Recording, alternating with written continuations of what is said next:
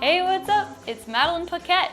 I'm a certified sommelier and co-founder of WineFolly.com, where we learn by drinking. Episode 5, Sweet Wine versus Dry Wine. For you freaks and geeks out there who want to know more about sugar content in wine, you're not going to want to miss this. Let's break apart the concept of sweetness or residual sugar in wine, and let me be the first to say it. Most people actually like a teensy-weensy bit of residual sugar in their dry red wines. Question 1. So why are some wines dry and other wines sweet? Well, believe it or not, this has nothing to do with the grape variety. Sweetness is controlled almost exclusively by the winemaker. What happens during fermentation is these hungry little yeasts come in and they gobble up all the grape sugars and they poop out alcohol. Sometimes, however, the winemaker interjects during this process and stops the yeast from eating all the sugar. And this is how we have a sweet wine. Question 2. How much sweetness do sweet wines actually have? This is where things start to get a little fuzzy. Wines range massively from about 0.1% sweetness all the way up to 70% sweetness.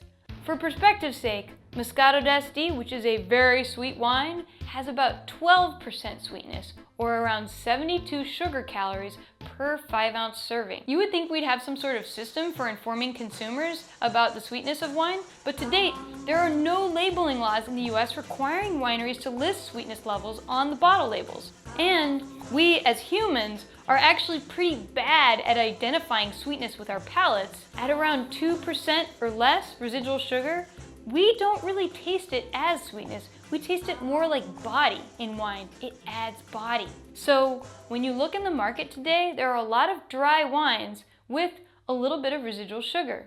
I want to give you a few examples. This is a great region, Amarone della Valpolicella, amazing wine.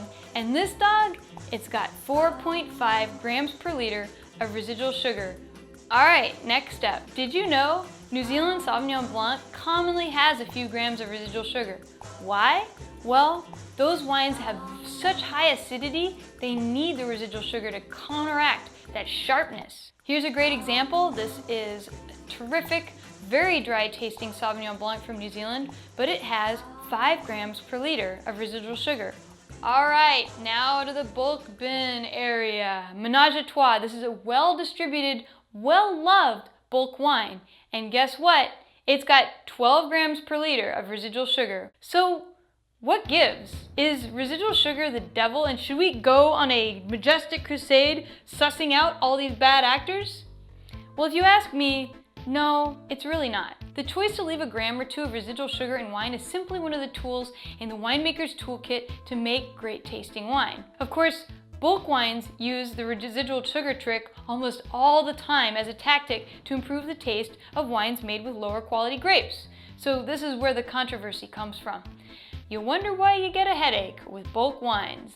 So one thing you can do is to seek out text sheets for the wine in question and look up the residual sugar content. It'll be labeled as RS or residual sugar in grams per liter or in percent. You can actually train your palate to be within a percent or two with practice. I got a challenge for you.